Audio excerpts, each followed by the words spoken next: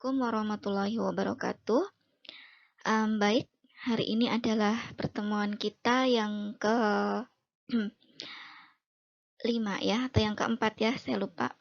Pada pertemuan kali ini kita akan membahas tentang agama dan tipe-tipe masyarakat.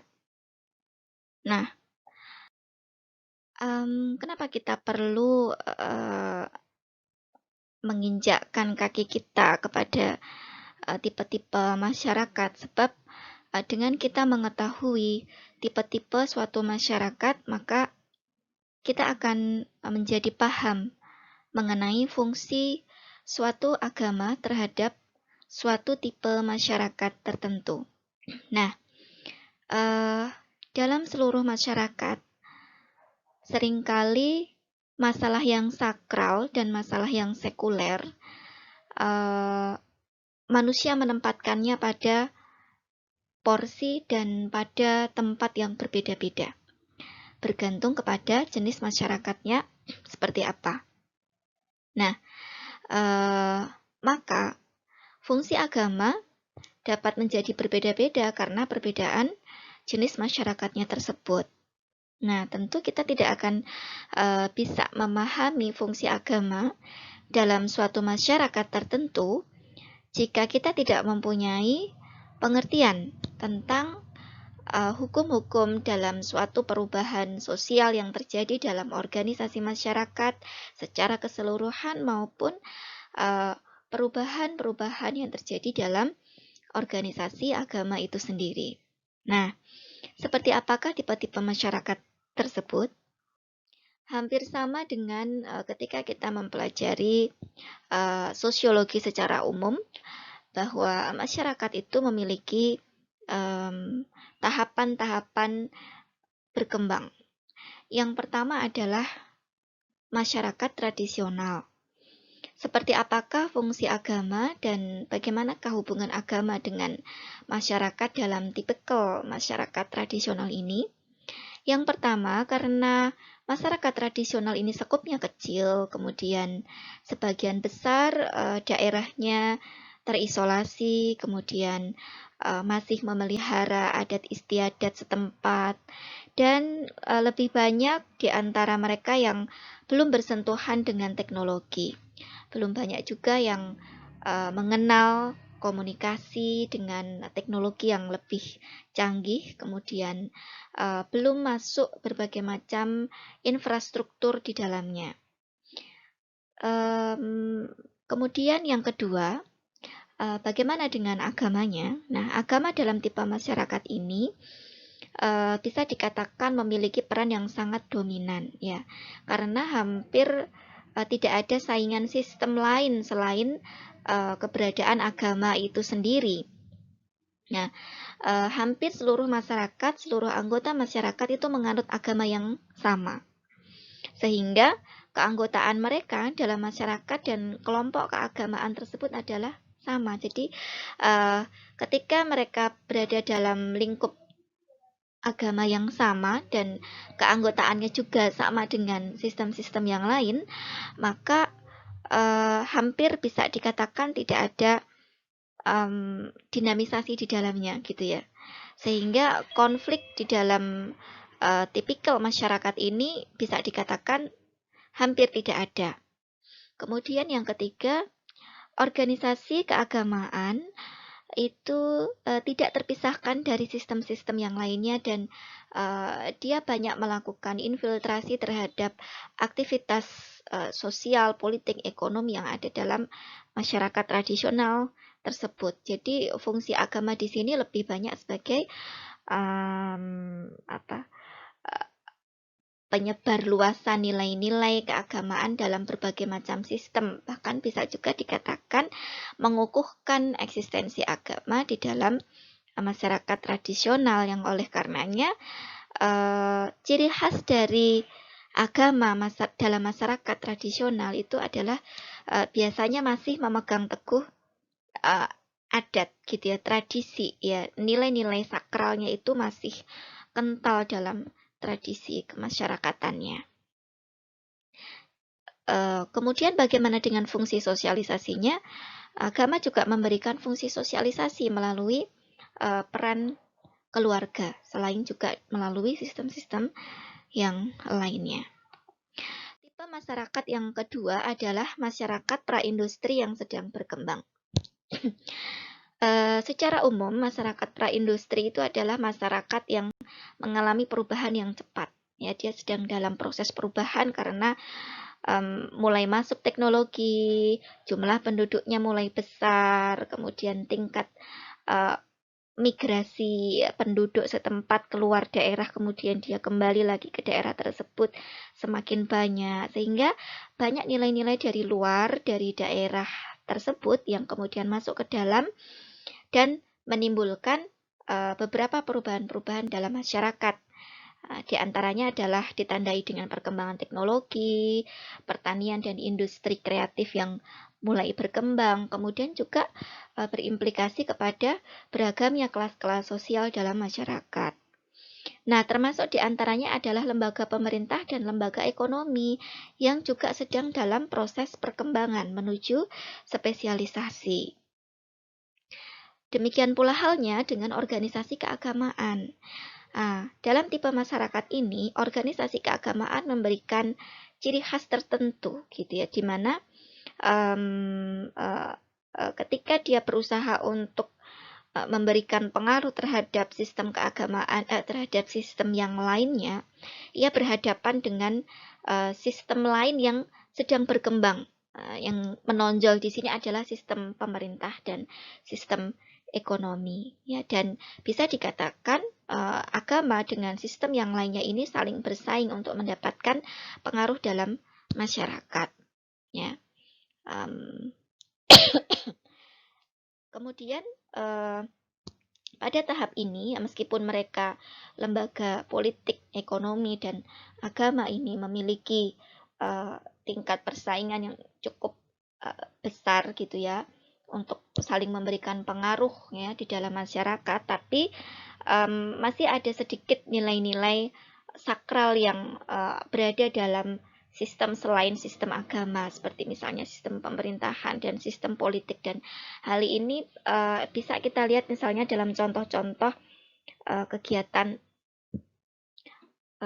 aktivitas ekonomi yang masih memelihara nilai-nilai kesakralan, gitu ya. Kemudian bisa juga dalam lembaga pemerintahan yang masih menggunakan nilai agama sebagai dasar penyelenggaraan suatu negara atau lembaga pemerintahan. Jadi tidak sepenuhnya fungsi agama di sini menghilang, ya, tapi fungsinya dia sebagai pemersatu dalam masyarakat, ya, dan menjadi fungsi yang dominan dalam masyarakat mulai berkurang karena mulai muncul sistem lain yang juga sedang berkembang.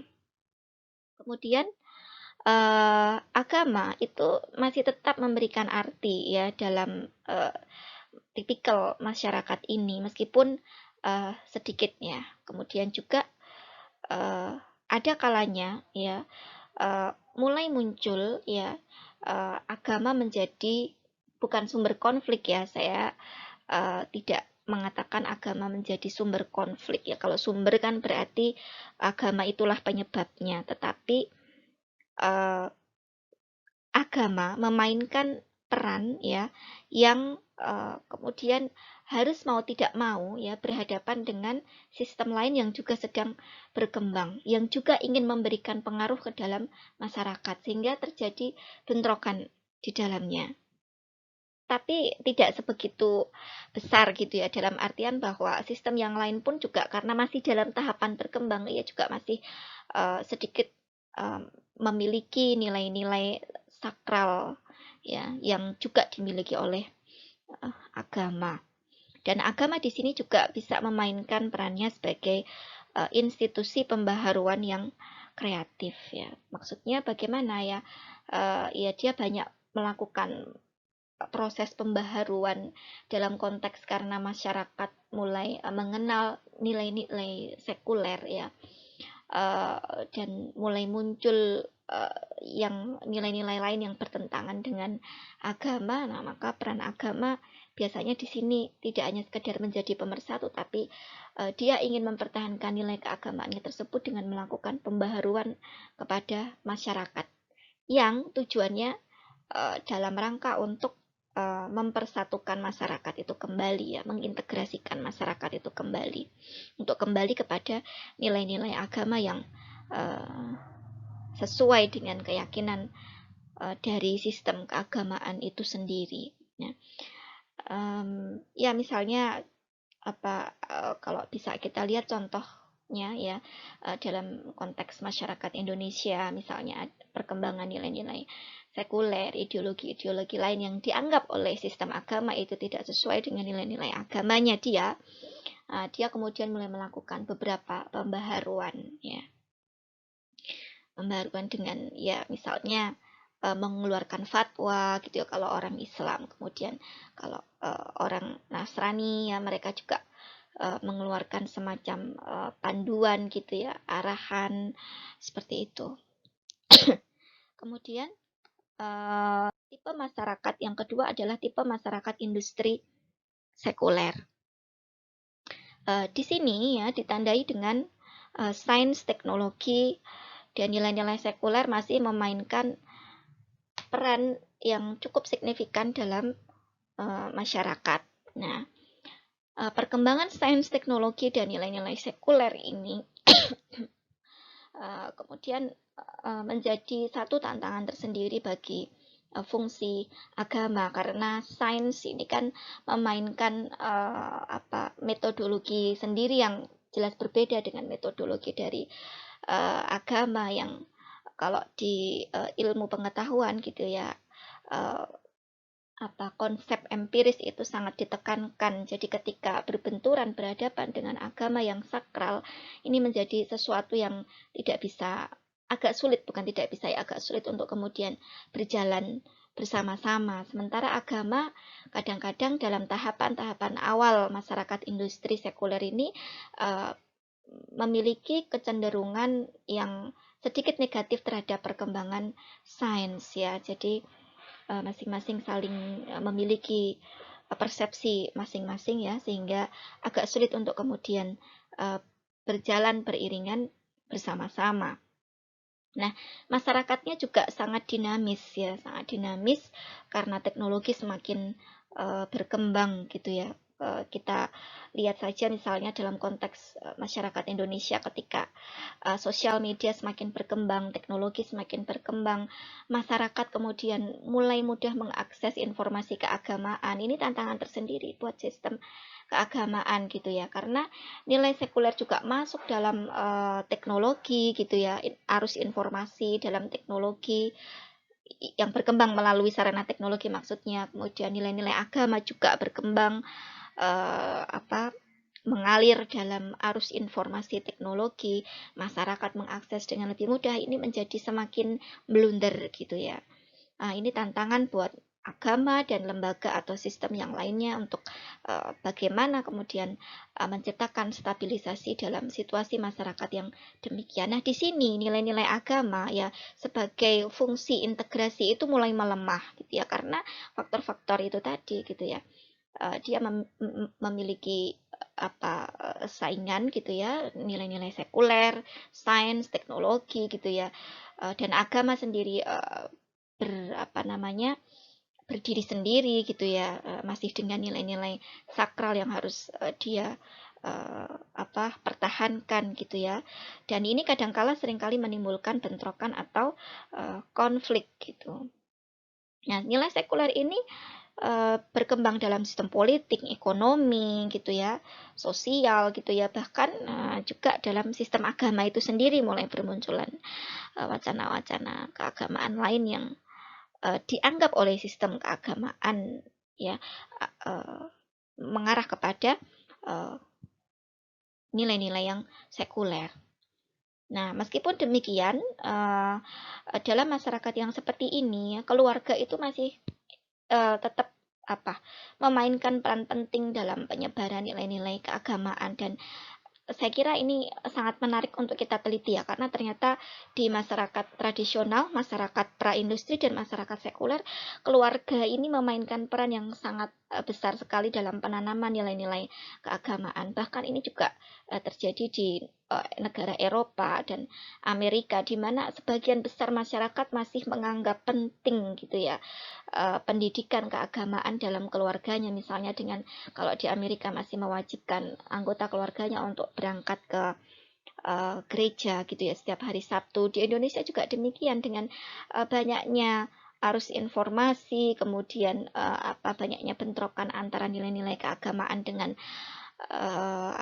sistem-sistem sekuler, nilai-nilai sekuler dari sistem-sistem yang lain gitu ya. Ternyata perkembangan pendidikan keagamaan dalam keluarga itu masih cukup besar ya. Kalian bisa searching di internet atau mungkin kalian bisa melihat situasi di sekitar lingkungan kalian gitu ya, bagaimana nilai-nilai agama itu masih sangat ditekankan, khususnya dalam keluarga yang terdidik ya. Nah, ini juga keluarga ini ternyata ya bisa menjadi peran yang sangat signifikan bagi uh, keberadaan atau eksistensi suatu agama di tengah berbagai macam tipikal masyarakat ya. Kemudian yang terakhir adalah dari paparan yang tadi dapat kita simpulkan bahwa ternyata ya agama itu tidak hanya memainkan fungsi sebagai pemersatu, tapi juga ia bisa terlibat dalam situasi ketegangan sosial di mana ketika masyarakat sedang berada dalam tahapan perkembangan ya dari tradisional menuju modern dan kemudian menuju sekuler, nih agama mendapatkan tantangan sendiri dan seringkali uh, relasi yang muncul dengan sistem yang lain adalah konflik gitu ya. Jadi kita tidak bisa mengatakan siapa yang salah, siapa yang menjadi sumber dari konflik tersebut gitu ya, karena kalau nyari sumber ini agak sulit gitu ya. Tapi kita bisa melihatnya dalam sisi sosiologis yang lain, bahwa memang ini tahapan masyarakat yang sedang dalam berkembang, sehingga mau nggak mau konsekuensinya adalah setiap sistem itu saling menyesuaikan diri ya, setiap sistem saling berautopoiesis kalau dalam bahasanya teori sistem Luhmann gitu ya, saling bersesuaian diri, menyesuaikan diri ya, agama menyesuaikan diri dengan nilai sekuler yang mulai masuk, nilai sekuler yang agak sedikit bertentangan dengan agama mendesak juga gitu ya. Kemudian mau nggak mau masyarakat yang sedang dalam situasi dinamika seperti itu juga harus menyesuaikan diri, sehingga kadangkala memunculkan konflik tersebut. Nah, konflik di sini bisa dikatakan tidak hanya sebagai sesuatu yang buruk gitu ya, tidak selalu bernilai buruk konflik antara agama dengan sistem-sistem yang lainnya, tapi juga bisa menjadi baik gitu ya kalau dalam teori konfliknya Ralph Dahrendorf atau beberapa teoritisi konflik dari struktural, beberapa teoritisi struktural fungsional yang mengatakan bahwa konflik itu tidak selalu mengindikasikan suatu keburukan, tapi bagaimana dengan konflik tersebut masyarakat bisa saling mencari posisinya sendiri-sendiri dalam masyarakat, mencari fungsinya dalam masyarakat gitu ya. Nah, benturan ini kemudian tidak hanya disebabkan oleh perkembangan masyarakat, tapi juga semakin meruncing ketika setiap sistem gitu ya, itu memiliki kepentingan masing-masing dan sedang tumbuh juga sistemnya ini, saling bertumbuh dan sedang dalam proses mewujudkan atau menyusun hierarki dan sikapnya sendiri-sendiri. Nah, terakhir juga semakin banyaknya muncul masyarakat tipikal ke arah yang lebih majemuk, dan ini merupakan tantangan tersendiri bagi agama dan sistem-sistem yang lain untuk saling menyesuaikan diri, saling beradaptasi dan menciptakan stabilisasi tentunya begitu ya. Pun misalnya harus dengan konflik ya, yang konflik yang tidak kemudian menciptakan sesuatu yang destruktif gitu ya, tetapi bisa menciptakan stabilisasi dalam masyarakat. Nah, insya Allah itu materi kita pada siang kali ini. Mudah-mudahan cukup mencerahkan. Pertanyaan bisa disampaikan melalui channel YouTube atau di grup WA. Assalamualaikum warahmatullahi wabarakatuh.